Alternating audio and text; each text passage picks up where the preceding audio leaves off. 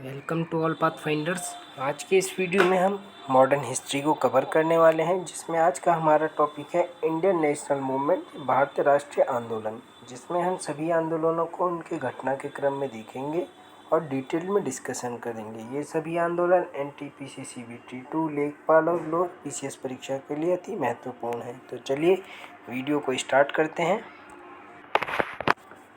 सबसे पहले देखेंगे भारतीय राष्ट्रीय कांग्रेस। इसकी स्थापना 28 दिसंबर 1885 को की गई। इसके संस्थापक एलन एक्टोवियन व्यूम, यानी जिसको एओ व्यूम के नाम से जाना जाता है, और ये स्कॉटलैंड के निवासी थे। इसका मुंबई के गोकुलदास तेजपाल संस्कृत महाविद्यालय में इसकी स्थापना की गई कांग्रेस की। उस समय भारत के जो वायसराय थे वो लॉर्ड डफरिन थे। इसीलिए डफरिन के विषय में कहा जाता है कि कांग्रेस जो है डफरिन के दिमाग की उपज थी।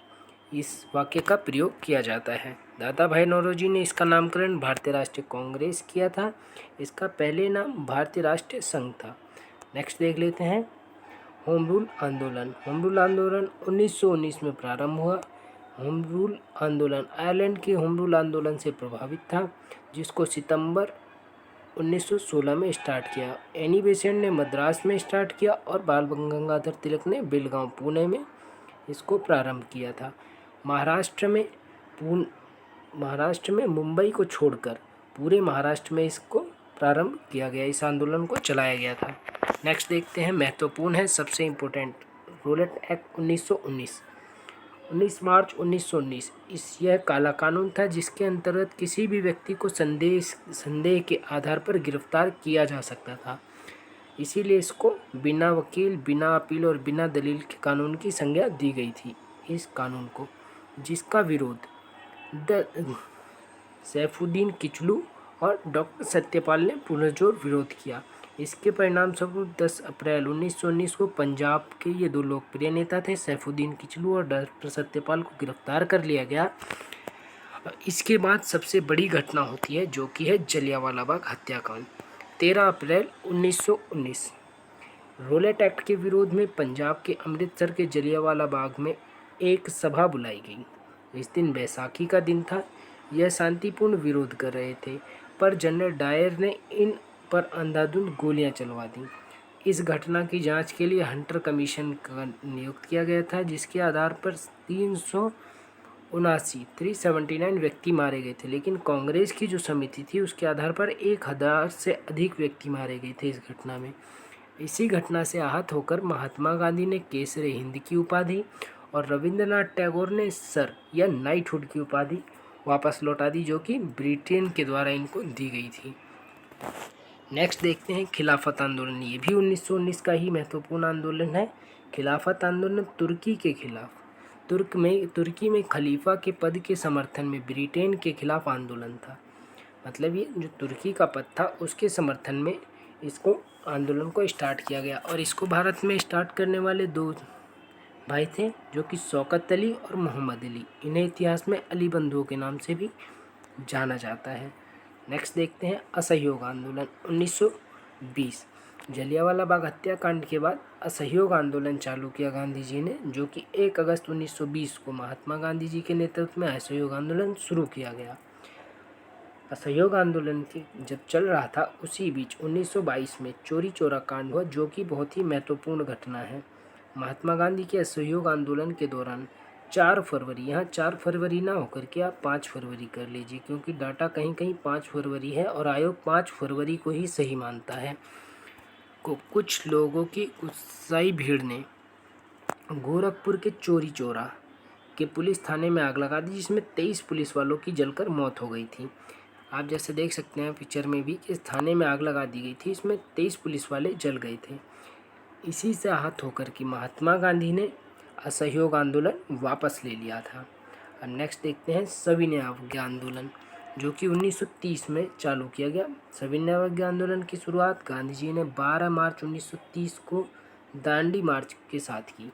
इसका घटनाक्रम कुछ निम्न प्रकार से है। 31 मार्च 1930 को गांधी जी ने 11 सूत्रीय मांग रखी। किसके समक्ष रखी? वायसराय लॉर्ड इरविन ने इन सभी मांगों को अस्वीकार कर दिया, जिसके परिणाम स्वरूप गांधी जी ने सविनय अवज्ञा आंदोलन की शुरुआत कर दी, जिसमें कि भारत में सविनय अवज्ञा आंदोलन के बाद महत्वपूर्ण है गोलमेज सम्मेलन, क्योंकि भारत में सविनय अवज्ञा आंदोलन चालू हो गया था, जिसमें ये था कि सहयोग भी नहीं करेंगे किसका, ब्रिटेन साम्राज्य के किसी भी वस्तु का यूज़ नहीं करेंगे, इस तरीके का था उसमें प्रावधान। तो इसी के उसमें गोलमेज सम्मेलन ब्रिटेन के द्वारा आयोजित किया गया, जिसमें कि राउंड टेबल कॉन्फ्रेंस इसको कहते हैं। ये कॉन्फ्रेंस इस टेबल पर भी कराई जा सकती थी, लेकिन इसको इसलिए नहीं कराया गया क्योंकि इस टेबल पे जो साइड में सदस्य बैठते हैं ये सामान्य सदस्य होते हैं और हेड सदस्य बैठता है इस कुर्सी पर। लेकिन राउंड टेबल में ऐसा नहीं है, इसमें सभी सदस्य आपस में समान होते हैं। तो समानता को दर्शाने के लिए राउंड टेबल कॉन्फ्रेंस कराई गई थी। इसमें 3 कॉन्फ्रेंस थी, 1930 की, 1931 और 1932 की, जो कि तीनों लगातार हुई थी। तीनों गोलमेज सम्मेलन लंदन में कराए गए थे, जैसे कि आप देख सकते हैं लंदन में। और अब भी डॉक्टर भीमराव अंबेडकर ने तीनों आंदोलनों में भाग लिया था। तीनों आंदोलन गोलमेज सम्मेलन इंग्लैंड में हुए और उस समय प्रधानमंत्री जो थे रैमजे मैकडोनाल्ड थे। देखते हैं पहला गोलमेज सम्मेलन। प्रथम गोलमेज सम्मेलन जो कि 12 नवंबर 1930 को सेंट जेम्स पैलेस में लंदन में आयोजित हुआ। उस समय भारत के वायसराय लॉर्ड इरविन थे। भारतीय राष्ट्रीय कांग्रेस और महात्मा गांधी इसमें भाग लेने नहीं गए थे, लेकिन मुस्लिम लीग के नेता थे मोहम्मद अली जिन्ना, आगा खां और मोहम्मद अली, और दलित वर्ग के नेता बाबा साहब भीमराव अंबेडकर ने भाग लिया था। तो जब इस आंदोलन में कांग्रेस और महात्मा गांधी ने भाग नहीं लिया, तो इसी के उसमें गांधी इरविन समझौता होता है नेक्स्ट ईयर में ही, जो कि महात्मा गांधी और वायसराय लॉर्ड इरविन के समक्ष।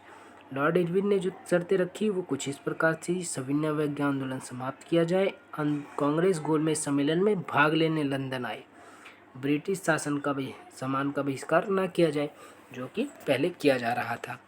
और गांधी जी ने इसमें भी वही 11 सूत्री मांग अपनी दोबारा रखी जो उन्होंने पहले रखी थी सविनय अवज्ञा आंदोलन स्टार्ट करने से पहले, जो कि इस प्रकार से हैं: पूर्ण रूप से शराब पर प्रतिबंध, और ऐसे ही पूरी 11 हैं। आप इसका स्क्रीनशॉट ले सकते हैं और बाद में आप इसको पढ़ लीजिएगा, ये महत्वपूर्ण है। नेक्स्ट है दूसरा गोलमेज सम्मेलन। ये 7 सितंबर 1931 को सेंट पॉल पैलेस लंदन में आयोजित हुआ। इस समय भारत के वायसराय लॉर्ड लिनलिथ थे। सदस्य इसमें जो शामिल हुए, मुस्लिम लीग की तरफ से मोहम्मद अली जिन्ना, दलित वर्ग के नेता भीमराव अंबेडकर और कांग्रेस के महात्मा गांधी जी इसमें शामिल हुए। एकमात्र गोलमेज सम्मेलन दूसरा था जिसमें गांधी जी शामिल हुए थे। इसी आंदोलन में महत्वपूर्ण पूछा जाता है कि लंदन गांधी जी कैसे गए। ये एस राजपूताना जहाज़ से लंदन गए थे। इस जहाज़ का नाम पूछा जा चुका है एग्जाम्स में। और इसी गोलमेज सम्मेलन में फ्रैंक मॉरिस ने गांधी जी को अर्धनंगा फ़कीर कहा था।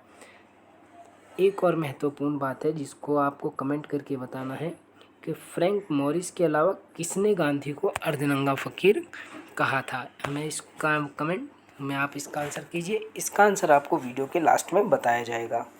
देखते हैं तीसरा गोलमेज सम्मेलन जो कि 1932 में हुआ और लंदन में आयोजित किया गया। इसका कांग्रेस ने बहिष्कार किया, इसी कारण यह सम्मेलन भी असफल रहा। सिर्फ एकमात्र नेता BR अम्बेडकर थे जिन्होंने तीनों गोलमेज सम्मेलनों में भाग लिया था। नेक्स्ट देखते हैं पूना समझौता। पूना समझौता 24 सितंबर 1932 को यरवदा जेल पुणे में महात्मा गांधी और भीमराव अंबेडकर के बीच हुआ। परिणाम इसके यह निकल कर आए कि केंद्र विधानमंडल में दलित वर्ग के लिए सुरक्षित सीटों को 18% से बढ़ा दिया गया, और दूसरा था प्रांतीय विधानमंडल में दलित वर्ग के लिए 71 से बढ़ाकर 48 सीटें कर दी गई। कहीं कहीं ये डाटा 147 भी है, लेकिन करेक्ट 148 है। नेक्स्ट देखते हैं पाकिस्तान की मांग। 24 मार्च 1940 को लाहौर अधिवेशन में मुस्लिम लीग ने पाकिस्तान की मांग की। इससे पहले भी पाकिस्तान के लिए मांग की जा चुकी थी, लेकिन पाकिस्तान का यूज़ पहली बार 1940 में किया गया। 1930 में मोहम्मद इकबाल ने सबसे पहले भारत में एक अलग मुस्लिम राज्य की मांग की थी, फर्स्ट टाइम पर। अब इसके बाद भारत छोड़ो आंदोलन 1942 में स्टार्ट किया गया, जो कि बहुत ही महत्वपूर्ण है और ये बड़ा टॉपिक है, इसके लिए अलग से एक वीडियो बनाई जाएगी। नेक्स्ट देख लेते हैं माउंटबेटन योजना, माउंटबेटन प्लान। 3 जून 1947 को वायसराय माउंटबेटन ने भारत के विभाजन की योजना रखी। आप जैसा कि मैप में देख सकते हैं कि इस लाइन से इधर ये पश्चिमी पाकिस्तान था और इसको पूर्वी पाकिस्तान घोषित कर दिया गया था। जो इस रेखा का निर्धारण था ये रेड क्लिफ ने किया था, जो कि ये कहा जाता है कि रेड क्लिफ कभी भारत नहीं आए, उन्होंने सिर्फ मैप पर ही इस रेखा को निर्धारित कर दिया और उसी के आधार पर भारत और पाकिस्तान का विभाजन हो गया। और 15 अगस्त 1947 भारत आज़ाद हो गया, यानी हम इंडिपेंडेंस डे मनाते हैं 15 अगस्त को, और पाकिस्तान 14 अगस्त 1947 से अपना मना रहा है, यानी वो 14 अगस्त को अपना इंडिपेंडेंस डे मनाते हैं। नेक्स्ट देखते हैं स्वतंत्रता प्राप्ति के बाद और 50 में संविधान लागू होने के बाद 1951 में विनोबा भावे ने भूदान आंदोलन शुरू किया, क्योंकि विभाजन के समय कुछ भारतीय पाकिस्तान चले गए और कुछ पाकिस्तान में जो निवासी थे वो कहाँ चले आए, भारत में। तो ऐसे में अव्यवस्था फैल गई, किसी के पास अधिक ज़मीनें थी और किसी के पास बिल्कुल भी ज़मीन नहीं थी। इसीलिए जिनके पास ज़मीनें नहीं थी उनके लिए भूमिदान के लिए विनोबा भावे ने भू आंदोलन चलाया, भूदान आंदोलन। सबसे पहले भूदान आंदोलन रामचंद्र रेड्डी ने सबसे पहले भूमिदान दी थी और ये 1955 में आते आते इसे ही ग्राम आंदोलन के रूप में पहचाना गया। तो दोस्तों इसी के साथ हम वीडियो को समाप्त करते हैं। आप सभी को वीडियो देखने के लिए धन्यवाद। हम नेक्स्ट वीडियो में आपको इससे भी अच्छे टॉपिक से मिलेंगे और उनके क्वेश्चंस को भी हल करेंगे। तब तक के लिए धन्यवाद।